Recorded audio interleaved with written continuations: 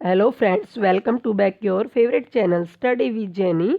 आज हम अपनी 5th वीडियो लेक्चर बनाने जा रहे हैं आरपीएससी कॉलेज लेक्चरर के लिए जो एग्ज़ाम हो रहा है उसके न्यू सिलेबस के अकॉर्डिंग हमारे ये टॉपिक दिया गया है उपनिवेशवादी इतिहास लेखन। तो ये जो हमारे कॉलेज लेक्चरर का पेपर है फर्स्ट, उसका पार्ट सी है philosophy of history and historiography. तो ये अकेला सी पार्ट ही 50 मार्क्स का है, इसलिए हमारे लिए ये टॉपिक वेरी वेरी इंपॉर्टेंट हो जाता है।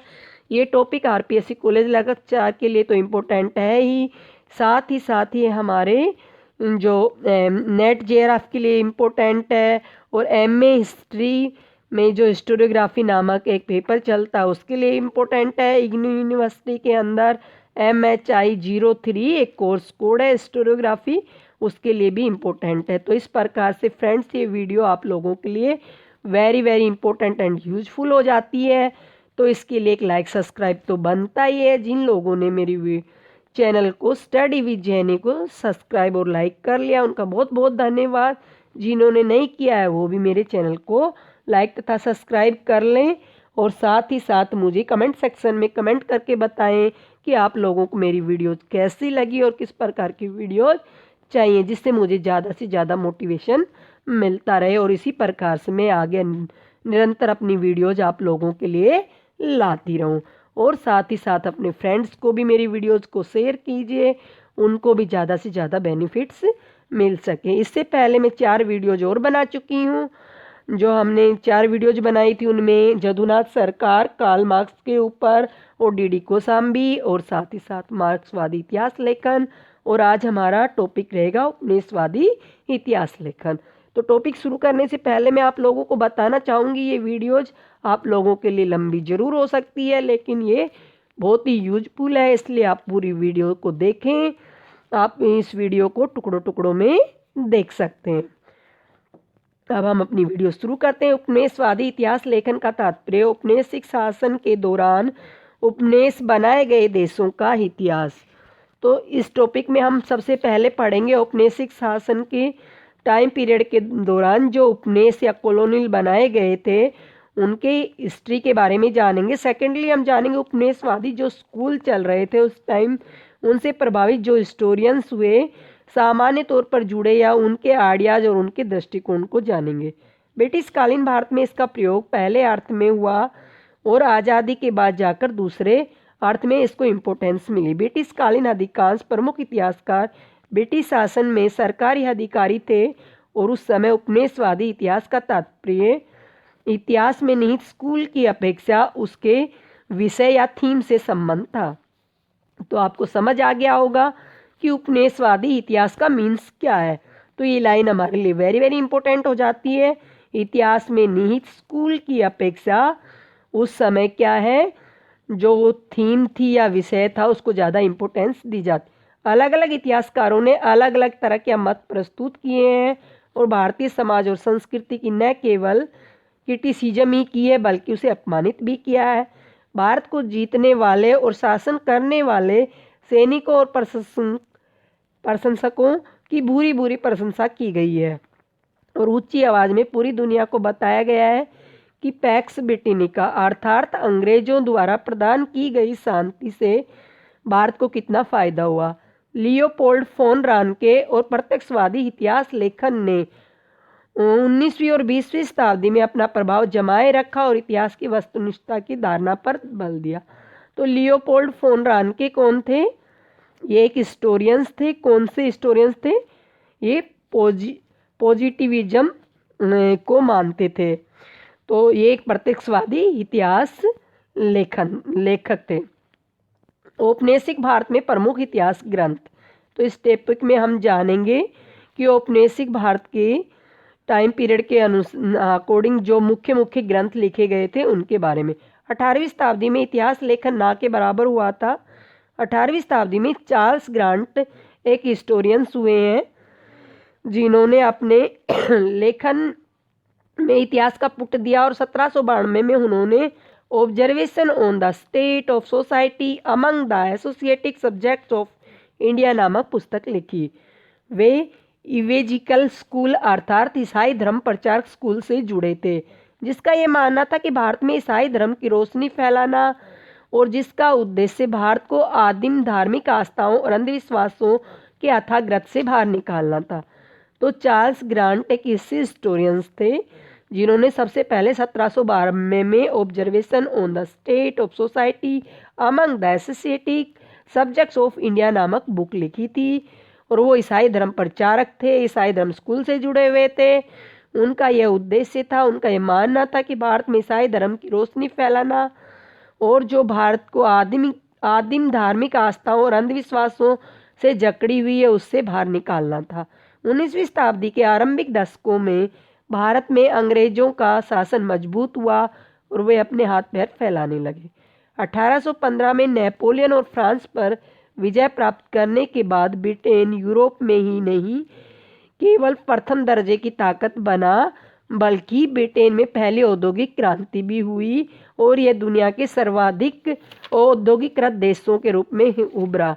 तो जो ब्रिटेन था वो क्या है, यूरोप में ही उसको प्रथम दर्जा नहीं मिला, साथ ही साथ फर्स्ट औद्योगिक क्रांति ब्रिटेन में आई और यह क्या है, दुनिया का सर्वाधिक औद्योगिकृत देश बन गया। भारत के बारे में अंग्रेजों द्वारा किया गया लेखन उनके घमंड और आत्मविश्वास का प्रतीक था, जिसके अनुसार वह एक ऐसे देश पर राज्य करते थे जो सभी मामलों में बैकवर्ड था। तो अंग्रेजों ने जो इतिहास लिखा वो तोड़ मरोड़ कर लिखा, अपने अकॉर्डिंग लिखा। तो उनका ये मानना था जो इंडियंस लोग हैं वो क्या बहुत ही बैकवर्ड हैं, हर मामले में पिछड़े हुए हैं। लगभग इसी समय 1806 से 1818 के बीच में जेम्स मिल एक हिस्टोरियंस हुए, उन्होंने काफ़ी ग्रंथ इस टाइम पीरियड के बीच में लिखे और उनका खासा असर भी पड़ा। हिस्ट्री ऑफ ब्रिटिश इंडिया, तो जेम्स मिल की पुस्तक का क्या नाम था, हिस्ट्री ऑफ ब्रिटिश इंडिया।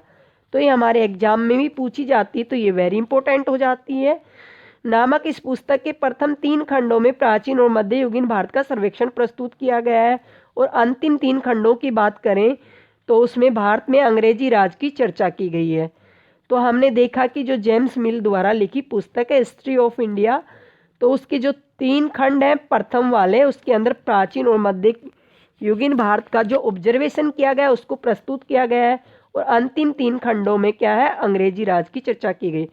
1820, 1826, 1840 में इस पुस्तक का पुनर्मुद्रण हुआ और हैलीबेरी स्थित ईस्ट इंडिया कॉलेज में जो ट्रेनिंग चल रही थी उस कारण उस टाइम पीरियड में British Indian civil service officers के लिए यह क्या है, मूलभूत सिलेबस का अंग बन गया था। 1840 के दशक में यह पुस्तक अप्रासंगिक हो गई और इसके संपादक कौन थे, जो जेम्स मिल द्वारा लिखित पुस्तक थी उसके एडिटर कौन थे,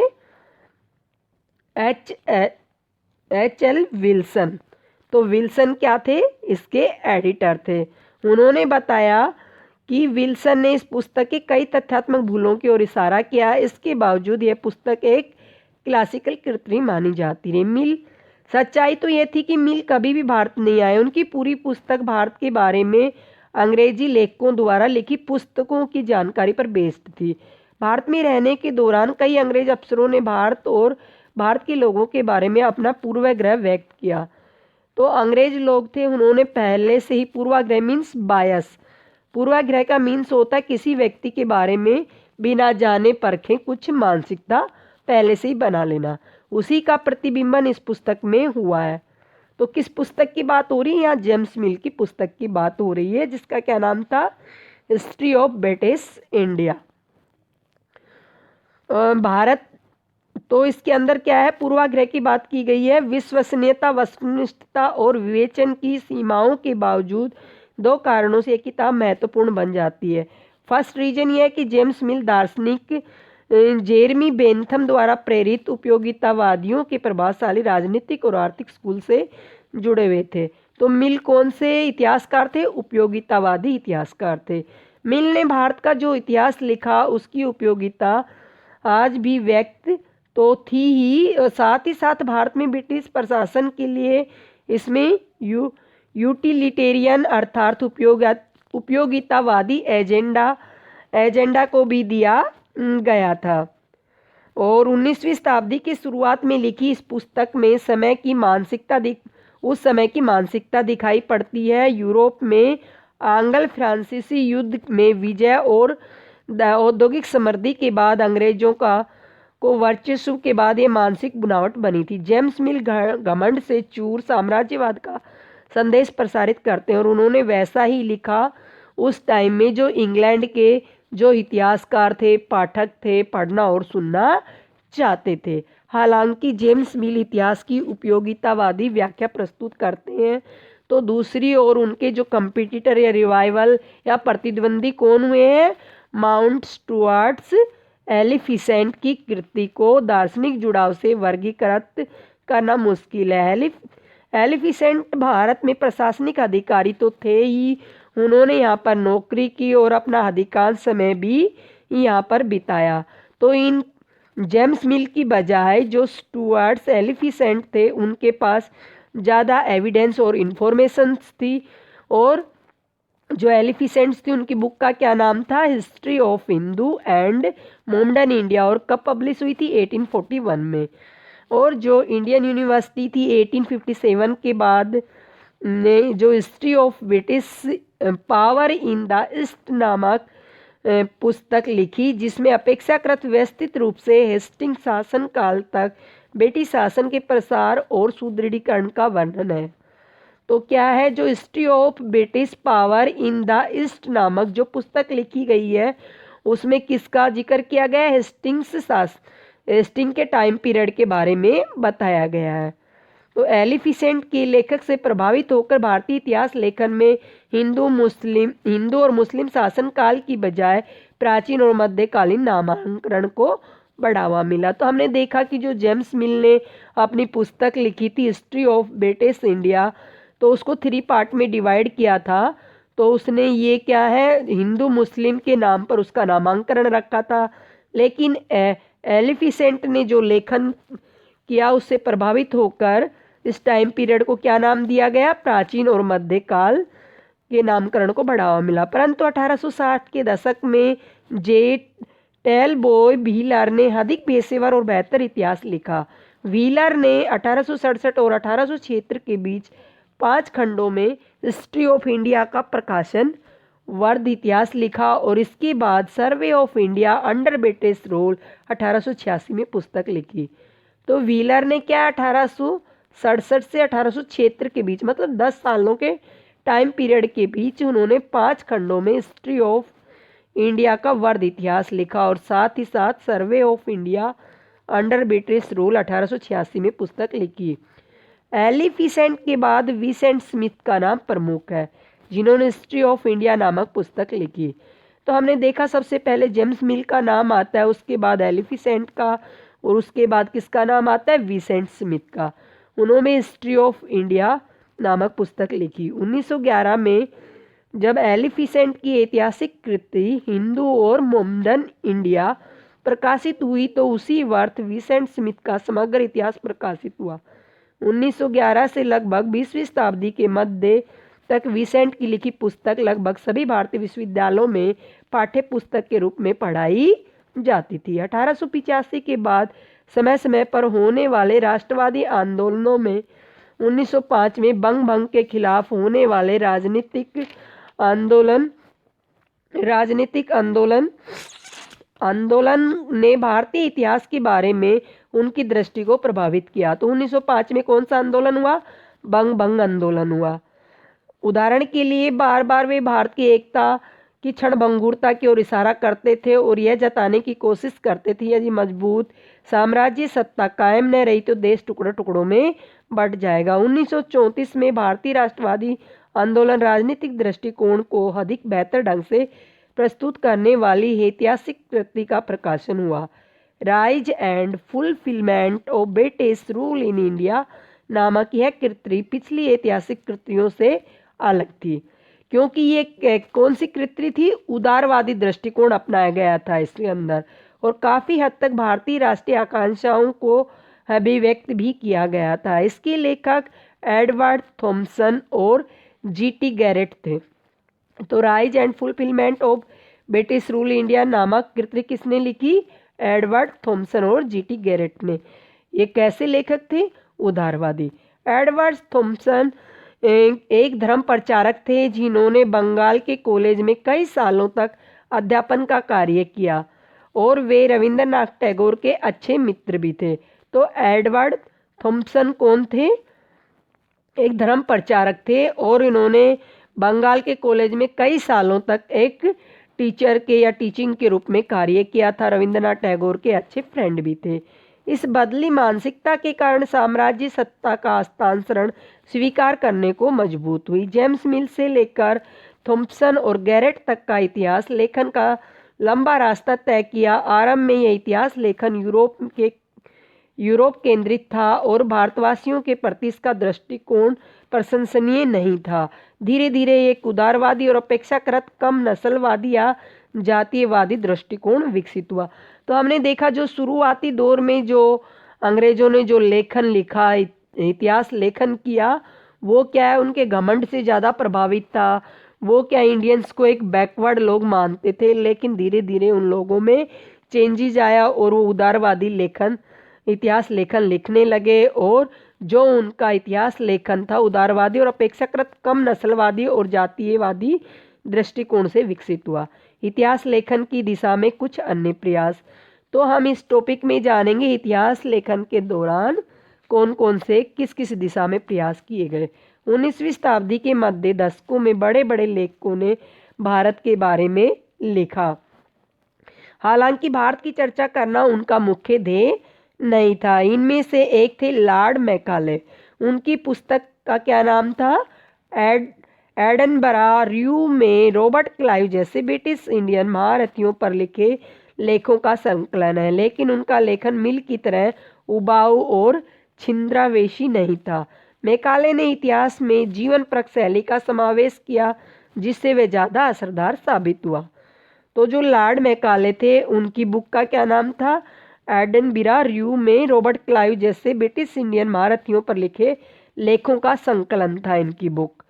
लेकिन ये बुक क्या थी? जो जेम्स मिल की तरह उबाऊ और छिद्रावेशी नहीं थी, क्योंकि ये बुक उससे ज़्यादा इफ़ेक्टिव थी, ज़्यादा असरदार थी, क्योंकि इसमें क्या है, जीवन परक जो लाइफस्टाइल थी उसका समावेश ज़्यादा किया हुआ था।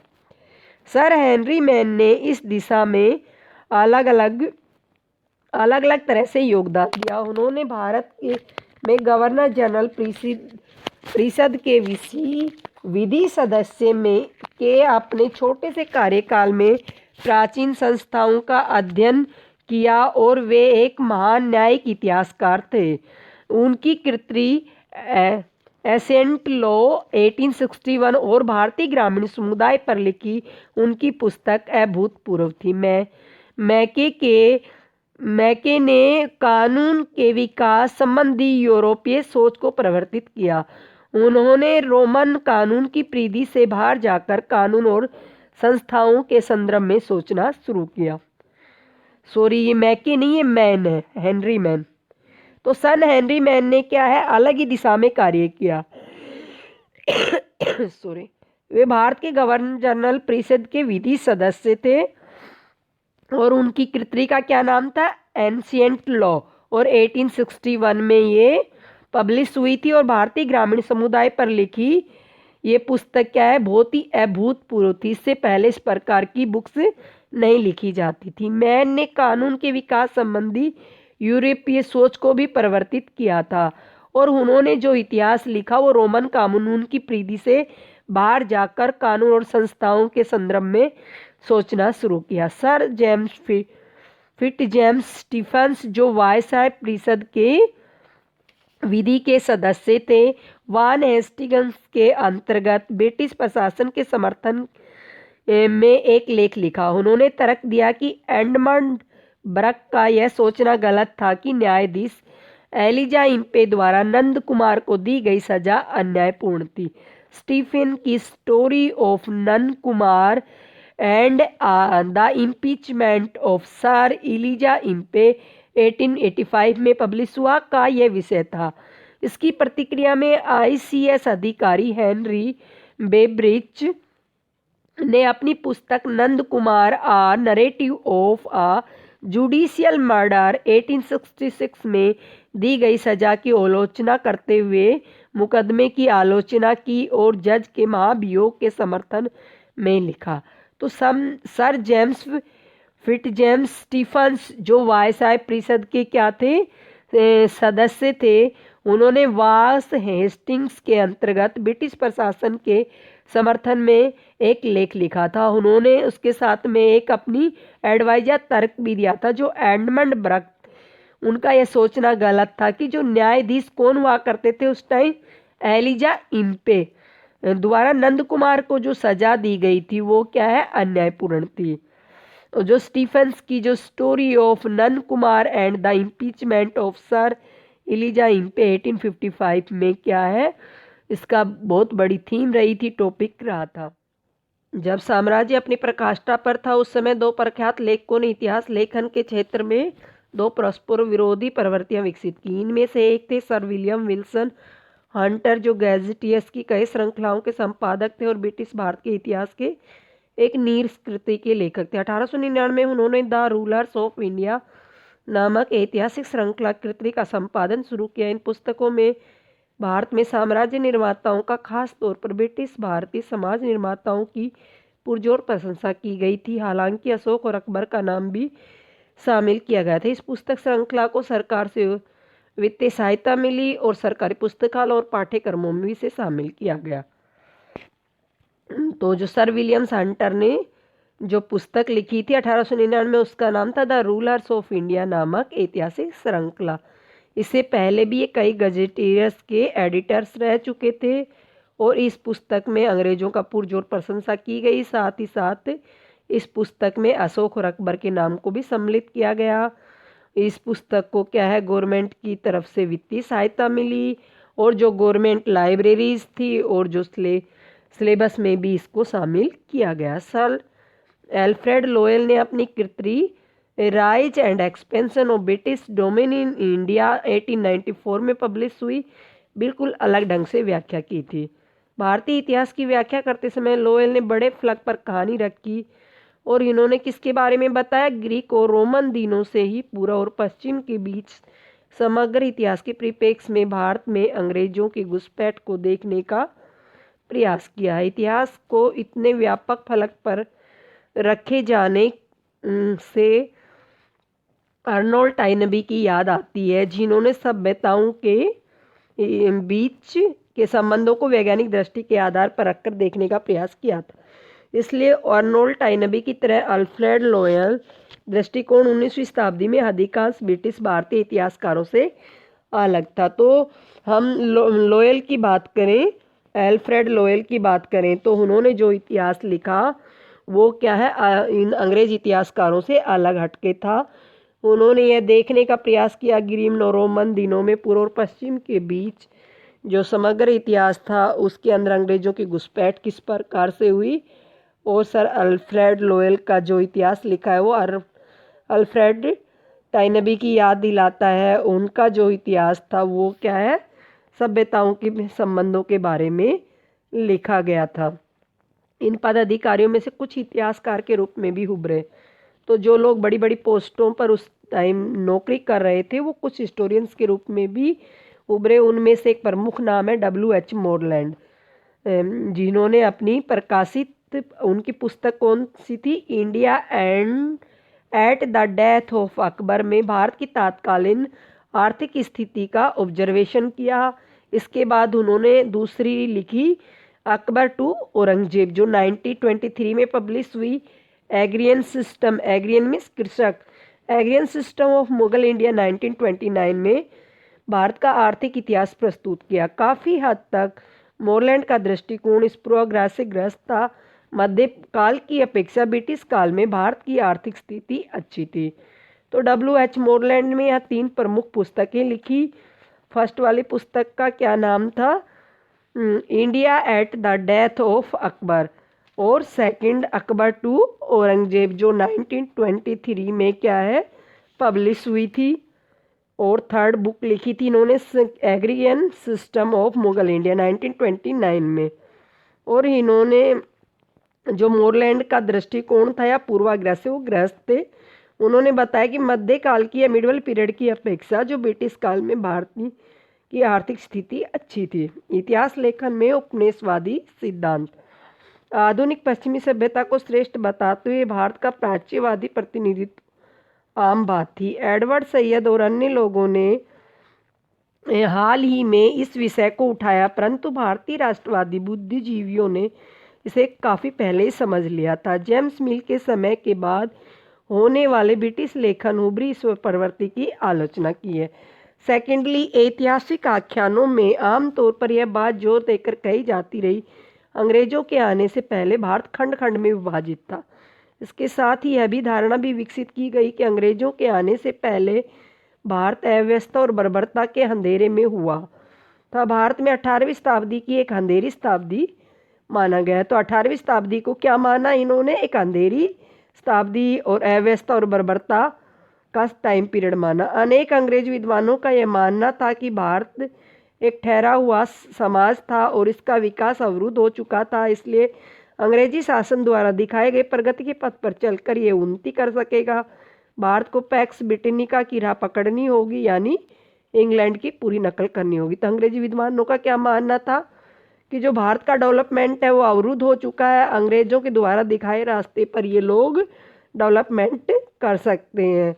और उन्होंने यह भी कहा कि भारत में पैक्स ब्रिटेनिका की राह पकड़नी होगी, यानी कि इंग्लैंड की पूरी नकल करनी होगी। निष्कर्ष रूप से यह कहा जा सकता है कि उपनिवेशवाद इतिहास लेखन भारत पर ब्रिटिश शासन को वैध ठहराने और सांस्कृतिक वर्चस्व स्थापित करने के लिए इतिहास को एक साधन के रूप में इस्तेमाल करने की सैद्धांतिक प्रयास का हिस्सा था।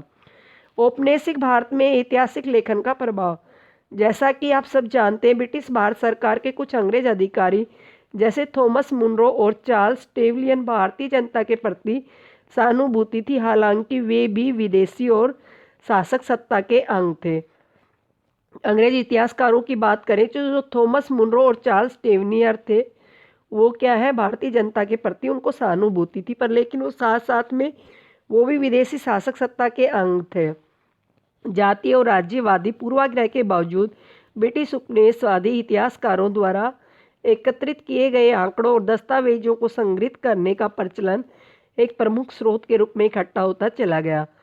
इनमें सबसे महत्वपूर्ण बात यह थी कलकत्ता, बम्बई, मद्रास 1857-1858 में 3 यूनिवर्सिटीज़ की स्थापना से इतिहास का जो स्टडी है वो शुरू होती है और उसके दूरगामी प्रभाव भी हमें देखने को मिलते हैं। औपनिवेशिक युग में जो इतिहास पढ़ाया गया उसमें साम्राज्यवादी पूर्वाग्रह स्पष्ट था। औपनिवेशिक इतिहास लेखन से जुड़ी स्कूल के अनुसार पाठ्य पुस्तकें लिखी गई। पहला यह कि जेम्स मिल या एलिफिसेंट के भारत के इतिहास के साथ साथ भारतीय विद्यार्थियों ने यूरोप और इंग्लैंड का इतिहास भी पढ़ा। तो औपनिवेशिक युग में जो इतिहास पढ़ाया गया वो साम्राज्यवादी पूर्वाग्रह उसमें स्पष्ट दिखाई देता था।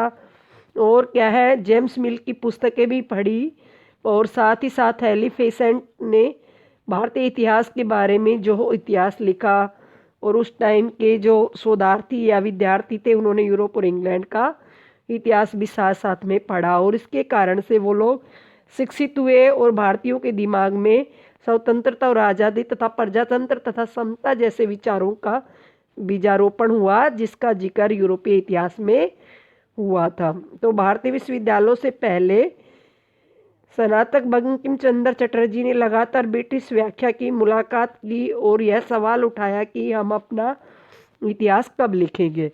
तो जो इंडियन यूनिवर्सिटी के सबसे पहले स्नातक कौन थे? बंकिम चंद्र चटर्जी। और उन्होंने ये बात उठाई कि हम अपना इतिहास कब लिखेंगे। रविंद्रनाथ टैगोर ने यह बात और भी स्पष्टता से कही। उन्होंने लिखा कि दूसरे देशों में इतिहास अपने देश की जनता और अपने देश के बारे में बताता है, जबकि भारत का इतिहास अंग्रेज लिख रहे हैं, हम उनकी दृष्टि से भारत को देख रहे हैं। तो टैगोर ने कहा कि हर देश का अपना इतिहास होता है और वहाँ की जनता लिखती है, लेकिन यहाँ हमारे अंग्रेजों द्वारा जो इतिहास लिखा जा रहा है, जो हमें दिखा रहे हैं, जो पढ़ा रहे हैं, हम उसे ही देखने का प्रयास कर रहे हैं। हमारा खुद का अपना इतिहास होना चाहिए। अपने इतिहास में हम भारत माता को नहीं देख रहे हैं, भारत में बुद्धिजीवियों का नया इतिहास लिखा। इस प्रकार से भारतीय इतिहास की राष्ट्रवादी व्याख्या सामने आई और ब्रिटिश इतिहास लेखन का वर्चस्व स्थापित हुआ, समाप्त हुआ, और उसके बाद कौन सा इतिहास लेखन हुआ? राष्ट्रवादी इतिहास लेखन हुआ, जो हमारे भारतीय लेखकों ने लिखा। तो आई होप फ्रेंड्स आपको ये वीडियो समझ आई होगी और आपके लिए ज़्यादा यूजफुल है। तो आप मेरी वीडियो को ज़्यादा से ज़्यादा शेयर करें, अपने फ्रेंड्स को भी ज़्यादा से ज़्यादा शेयर करें और लाइक सब्सक्राइब करें और मेरी वीडियोस को देखते रहे। Thanks for watching my video.